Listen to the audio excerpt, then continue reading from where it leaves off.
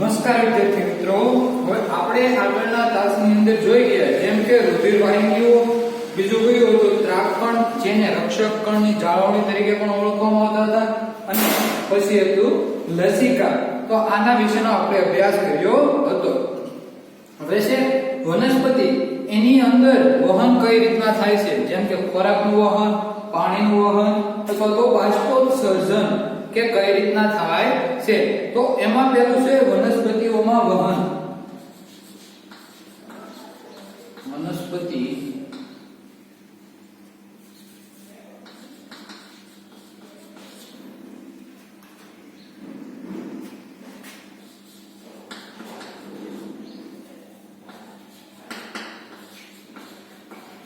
તો છે વનસ્પતિઓમાં વહન કઈ રીતના જોવા મળે છે, જેમાં આપણે ઓક્સિજન અને બીજું છે કાર્બન ડાયોક્સાઇડ, પાણી. તો ઓક્સિજન અને કાર્બન ડાયોક્સાઇડ એનું પણ વહન વનસ્પતિમાં કેવી રીતના થતું હોય એના વિશેનો આપણે અભ્યાસ કરીએ.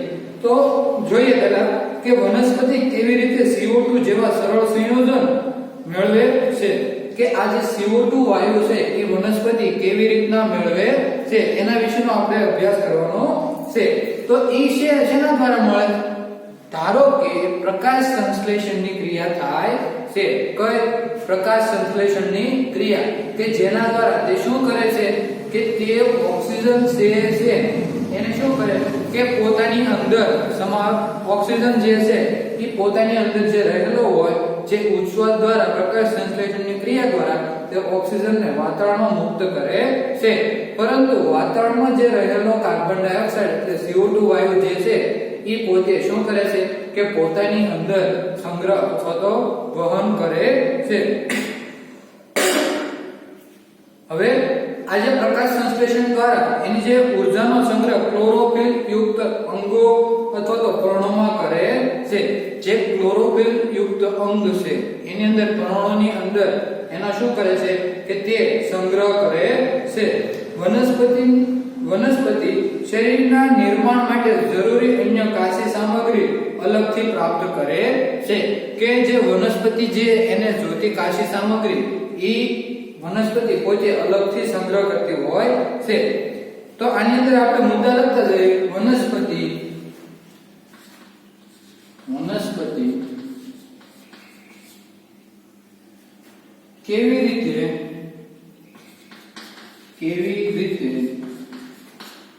CO2 નું વહન કરે? પ્રકાશ સંશ્લેષણની ક્રિયા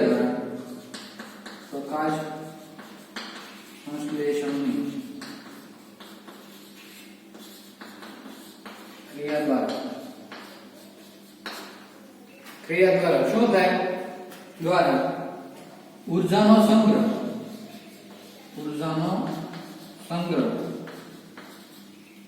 ક્લોરોફિલ યુક્ત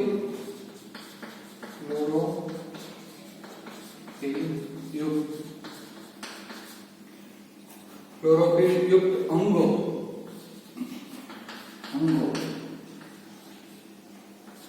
અને પર્ણોમાં કરે છે. જે ક્લોરોફિલ યુક્ત અંગ છે એમાં અથવા તો જે પર્ણ છે એની અંદર શું કરે છે કે ઈ ઊર્જાનો સંગ્રહ કરે છે. અને વનસ્પતિ શરીરના નિર્માણ માટે શું કરે કે જરૂરી કાચી સામગ્રીનું નિર્માણ કરતી હોય છે. વનસ્પતિ શરીરના નિર્માણ માટે જરૂરી કાચી સામગ્રી પૂરી પાડે છે. કે આપણે શરીરને જે પણ કાંઈ વસ્તુ જોતી હોય એ કઈ આ જે વનસ્પતિ છે એ પૂરી પાડતી હોય છે. વનસ્પતિઓ માટે નાઇટ્રોજન, સલ્ફર અને બીજા ક્ષારો માટે ભૂમિ નજીકના તેમજ ભરપૂર સ્ત્રોત છે. કે વનસ્પતિ છે એની અંદર કયો વનસ્પતિ નાઇટ્રોજન અને સલ્ફર અને બીજા ખનિજ ક્ષારો ભૂમિમાંથી મળે છે. તો આ વનસ્પતિ જે છે એ શું કે એને જે જોતા નાઇટ્રોજન અને સલ્ફર એ જે જોતું છે અને બીજા જે ક્ષારોની જરૂર છે તો એ ખનિજ ક્ષારો શેમાંથી મેળવતો હોય છે કે જે ભૂમિ હોય છે એની અંદરથી તે મેળવતા હોય છે. જેથી આ પદાર્થોનું શોષણ મૂળ દ્વારા જે ભૂમિના સંપર્કમાં રહે છે અને તેના દ્વારા થાય છે. જેથી આ જે ક્ષારો છે અથવા તો આ પદાર્થો જેથી આ પદાર્થો નું શોષણ વનસ્પતિના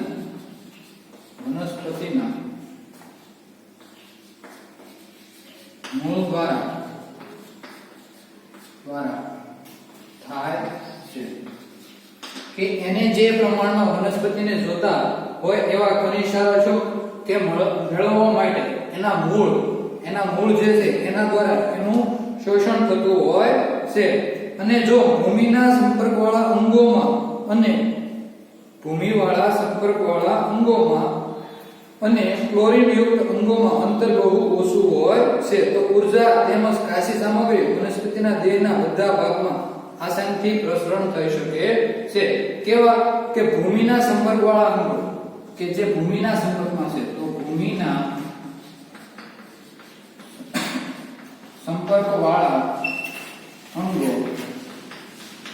અને બીજું શું કે ક્લોરોફિલ યુક્ત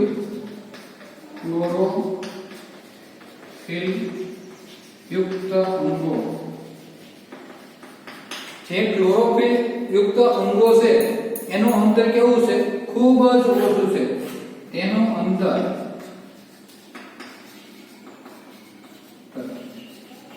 ખૂબ જ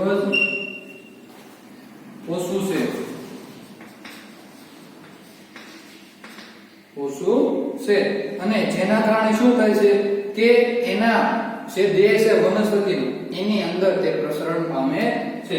જેના કારણે તે પ્રસરણ પામે છે. જેના કારણે શું થાય છે કે તે એની અંદર પ્રસરણ પામતા હોય છે. પછી વનસ્પતિ શરીર કે દેહની રચનામાં પરિવર્તનને કારણે આ અંતર વધતું જાય છે અથવા તો વધતું થાય છે. કેવા વનસ્પતિ શરીર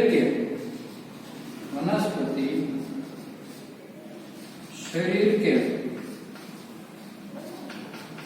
દેહ માટે આ અંતર વધતું જાય છે. કે જે અંતર હોવું જોઈએ એની કરતા તે અંતર કેવું થાય વધી જાય છે. તો પર્ણોમાંથી જે કાચી સામગ્રી છે અને મૂળમાં જે ઊર્જા મેળવવા માટેની આખી પ્રસરણની પ્રક્રિયા પ્રાપ્ત થતી નથી. પ્રસરણ જે વનસ્પતિના પર્ણોમાં કાચી સામગ્રી છે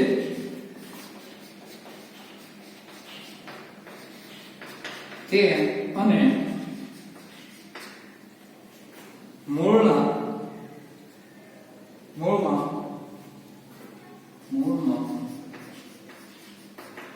ઉર્જા મેળવવા માટે તે જરૂરી પ્રસરણ કરી શકતા નથી. તો હું જો કે જે એને પ્રસરણ કરવું જોઈએ એ પ્રમાણમાં તે પ્રસરણ કરી શકતા નથી. તો આખો વહન એક કેવું છે કે આ આખી સુદૃઢ પ્રણાલી જેવી અથવા તો સુદૃઢ જે પ્રણાલી છે એની જરૂર જેવી ગણાય છે. હવે આની અંદર બીજો અભ્યાસ જોઈએ.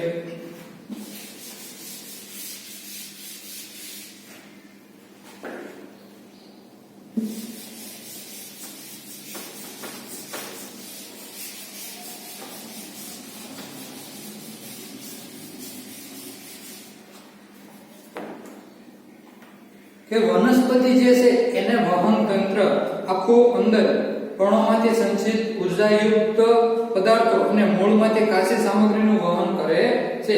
પર્ણમાંથી ઉર્જાયુક્ત અને જે મૂળ છે એમાંથી કેવી કાચી સામગ્રીનું શું કરતા હોય છે કે વહન કરતા હોય છે.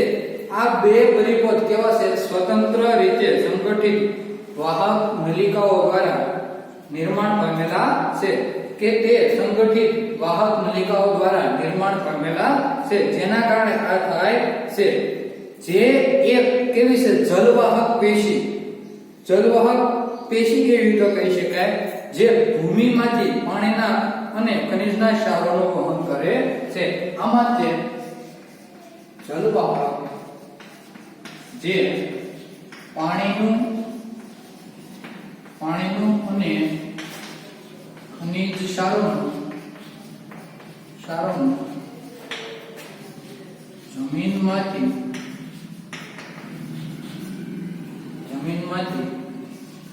વહન કરે છે.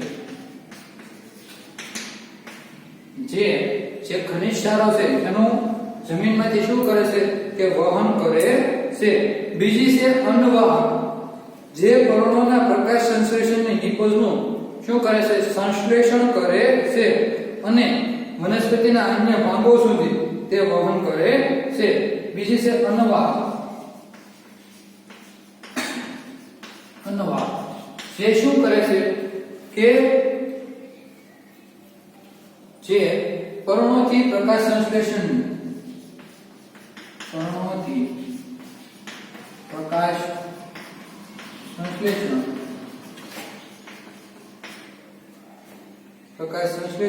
નિપજનું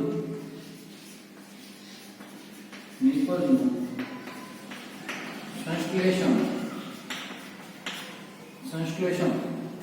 કરે છે.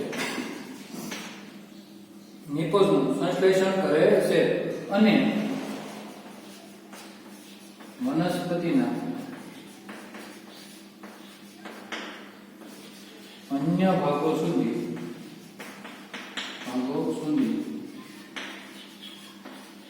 વહન કરાવે છે. તો આમ જોઈએ અન્નવાહક અને જલવાહક કે વનસ્પતિમાં તેનું કાર્ય શું છે? તો પાણી અને ક્ષારનું જે વહન કરવા માટે શું થાય?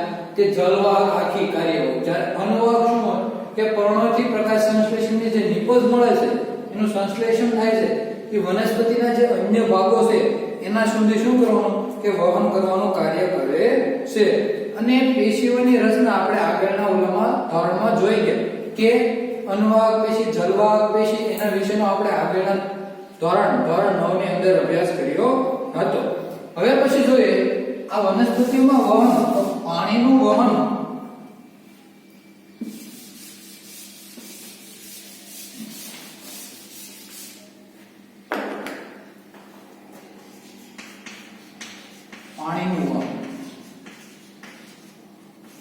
પણ વનસ્પતિ તો ક્વેશ્ચન પૂછાય છે કે વનસ્પતિની અંદર પાણીનું વહન કઈ રીતે થાય છે? તો આ પ્રશ્નનો જવાબ પહેલા તો આપણે સામાન્ય જલવાહક પેશી શેના માટે પાણી અને ખનિજ ક્ષારોનું વહન કરે છે. હવે જો જમીનની અંદર વનસ્પતિના મૂળિયા ન હોય તો શું થાય? તે વનસ્પતિ થઈ શકશે નહીં અથવા તો ઉગી શકશે નહીં. તો એના માટે એને શું કે જમીનની અંદર એના મૂળ હોવા જોઈએ.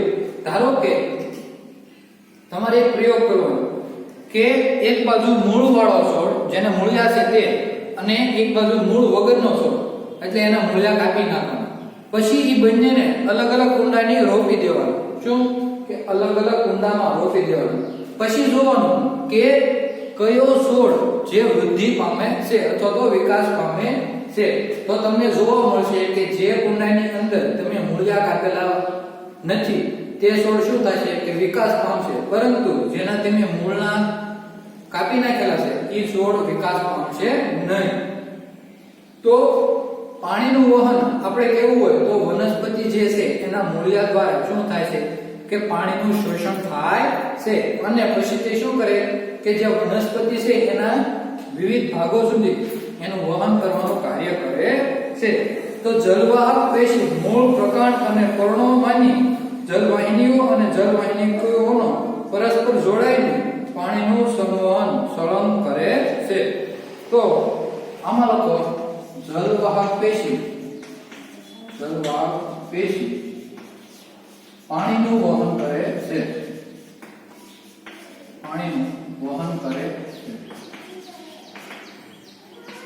તો આ જે જલવાહક પેશી છે એ કોનું પાણીનું વહન કરે છે? તો જલવાહક પેશી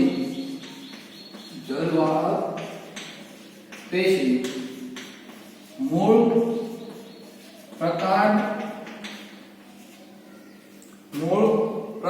અને પર્ણોમાંની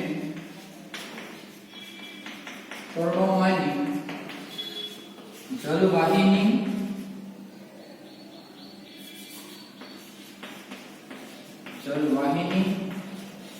તો કે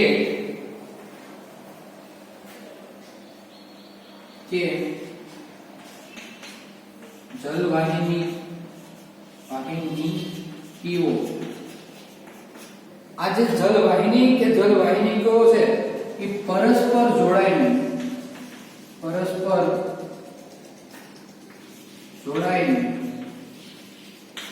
પાણીનું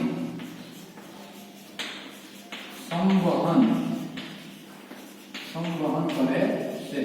તે પરસ્પર જોડાઈને જે પાણી છે એનું શું કરે છે? આખું સંવહન કરવાનું કાર્ય કરે છે.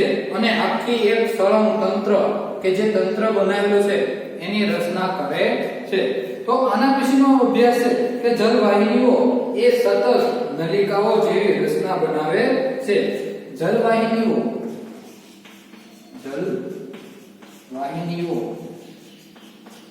સતત નલિકા જેવી રચના બનાવે છે. કે સતત એટલે એક ધારી અને એ રચના બનાવે છે જે વનસ્પતિના બધા ભાગો સુધી શું કરે છે? બધા ભાગોને જોડે છે. જે વનસ્પતિના બધા ભાગોને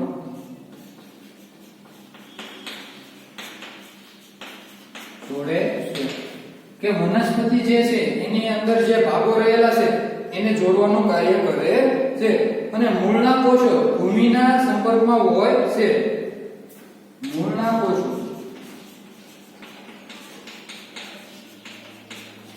જમીનના સંપર્કમાં રહેલા હોય છે. જે આ મૂળના કોષો છે એ જમીનના જે છે એની અંદર સંપર્કમાં રહેલા હોય છે અને સક્રિય સ્વરૂપે આયન પ્રાપ્ત કરે છે. અને તે આયન મેળવે છે. આયન એટલે આપણે એક પ્રકારનું ખનિજ કહી શકીએ કે જે ખનિજ મેળવે છે. હવે આ મૂળ અને ભૂમિ વચ્ચેના આયન સંકેન્દ્રના તફાવત ઉત્પન્ન કરે છે. હવે જે આ જે છે એ ભૂમિની વચ્ચે શું ઉત્પન્ન કરે? ભૂમિની વચ્ચે શું કરે? આયન સંકેન્દ્રણ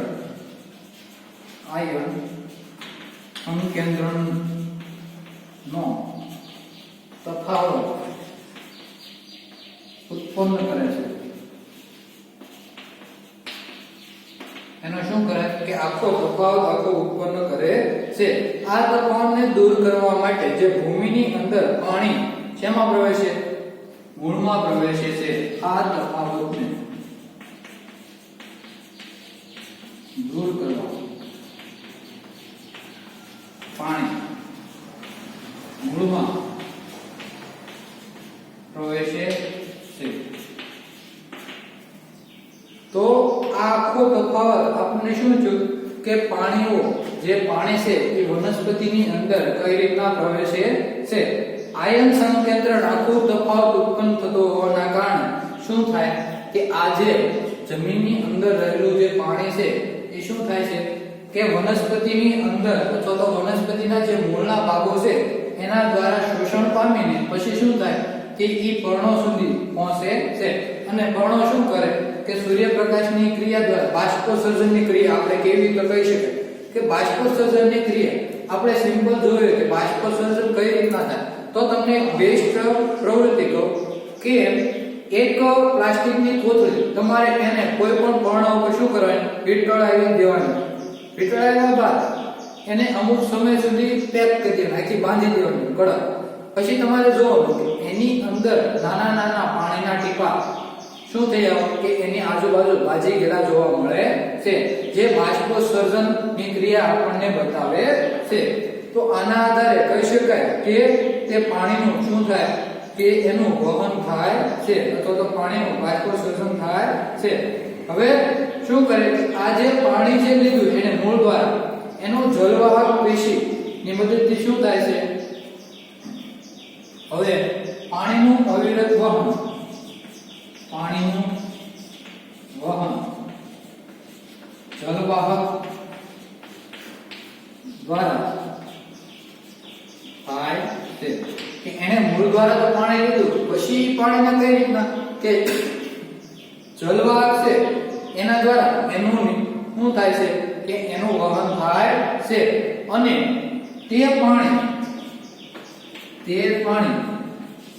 વનસ્પતિના વિવિધ ભાગો સુધી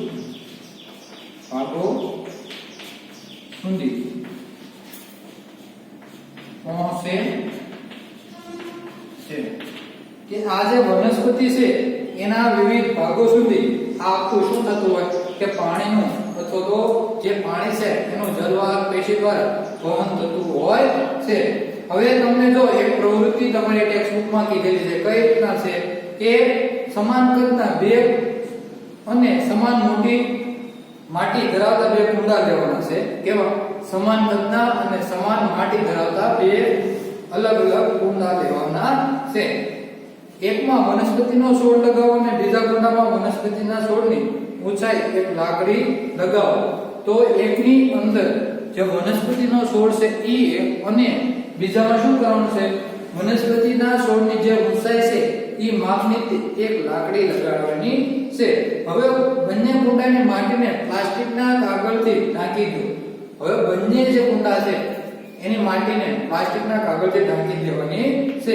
જેથી જે ભેજ છે એનું શું થાય કે બાષ્પીભવન ન થાય તો બંને કુંડા કાગળથી બાંધી દો અથવા તો એને હવે બંને છોડને જે શું કરવાનું છે કે એક છોડની સાથે બીજાની લાકડી સાથે એકના છોડની સાથે અને બીજાની લાકડીની સાથે એક પ્લાસ્ટિકની થેલી વીંટળાવી દેવાની છે અને શું તમને એમાં કોઈ પણ તફાવત જોવા મળશે હા તો શા માટે કે ધારો કે જો આખું સમજાવો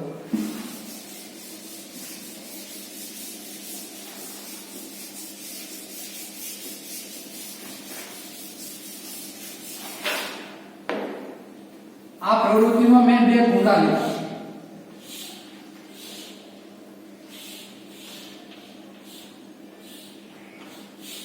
આ એક કુંડું અને આ બે કુંડું એમાં બંનેમાં સમાન માટી પછી એમાં વૃક્ષ મેં વાવી દીધું એકમાં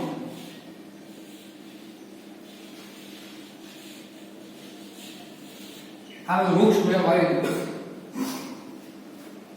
બીજામાં આના જેટલી ઊંચાઈની એક લાકડી વાવી રોપી દીધી શું લાકડી હવે શું કરવાનું કે આ એનું જે પર્ણ છે ના એની ફરતે પ્લાસ્ટિકની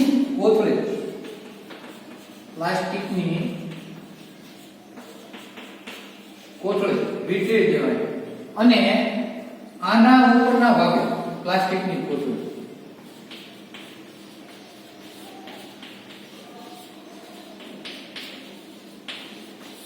આ વીંટી દીધી પછી જોવાનું છે આમાં શું થાય કે આમાં પાણીના જે ટીપા છે અથવા તો બૂંદ છે એ જામી જાય છે જ્યારે આ જે પ્લાસ્ટિકની થેલી છે એની અંદર પાણીના બૂંદ જામી ગયેલા જોવા મળતા નથી કારણ કેવું હોય તો એમ કહી શકાય કે આ જે વનસ્પતિ છે એ બાષ્પોત્સર્જનની ક્રિયા કરે છે. જ્યારે આ લાકડી છે એને આપણે આની અંદર તો નાખી રોપી, પણ એને મૂળિયા ન હોવાના કારણે એ પોતે બાષ્પોત્સર્જનની ક્રિયા તો બાષ્પોત્સર્જનની ક્રિયા કરી શકતી નથી. આને તો જીવિત મૂળિયા છે અને આખો છોડ કેવો છે? જીવિત છે. જેના કારણે શું થાય છે કે તે બાષ્પોત્સર્જનની ક્રિયા કરે છે. હવે બીજો પ્રશ્ન છે કે આ જે છોડ છે એને જીવિતની જગ્યાએ મૃત હાલતમાં હું નાખી દઉં તો શું થાય કે તે બાષ્પોત્સર્જનની ક્રિયા કરશે નહીં. તો એ આ લાકડી જેવું ઉદાહરણ થયું. તો લાકડી જે છે એ રીતનું આખું કાર્ય કરશે. તો આ છે વનસ્પતિ, આ છે લાકડી. તમારે બધાએ ઘરે આ પ્રવૃત્તિ કરવાની છે. કોઈ પણ મોટા કદનું પાંદડું હોય એની ફરતે પ્લાસ્ટિકની કોથળી શું કરવાની કે વીંટી દેવાની. પછી તમારે જોવાનું કે એ કોથળીની ફરતે પાણીના જે ટીપા છે શું જોવા મળે છે કે નથી મળતા. તો આનું અવલોકન તમારે બધાએ ઘરે કરવાનું છે. તો આપણે આ તાસમાં શું જોયું કે જે વનસ્પતિ છે એની અંદર CO2 નું વહન કઈ રીતના થાય છે, પાણીનું વહન કઈ રીતના થાય છે, એના માટેની આખી પ્રવૃત્તિ આપણે જોઈ કે બાષ્પોત્સર્જનમાં ઉર્ધ્વગામી અને અધોગામી. ઉર્ધ્વ એટલે ઉપરની તરફ, અધો એટલે નીચેની તરફ કઈ રીતના બાષ્પોત્સર્જન અથવા તો પાણીની વરાળ જે છે ઈ આપણે આ જે પ્રવૃત્તિ કરી એના દ્વારા સમજાય. તો આપણા એના બંને ટોપિક છે વનસ્પતિઓમાં વહન, એમાં પાણીનું વહન અને CO2 વાયુનું વહન, એની પ્રવૃત્તિ દ્વારા આપણે જોયું. તો એ બંને પ્રશ્નો તમારે લખવાના રહેશે. હવે પછીનો આખો પ્રશ્ન છે ખોરાક અને અન્ય પદાર્થોનું સ્થળાંતર, જે આપણે આવતા તાસની અંદર એનો અભ્યાસ કરીશું.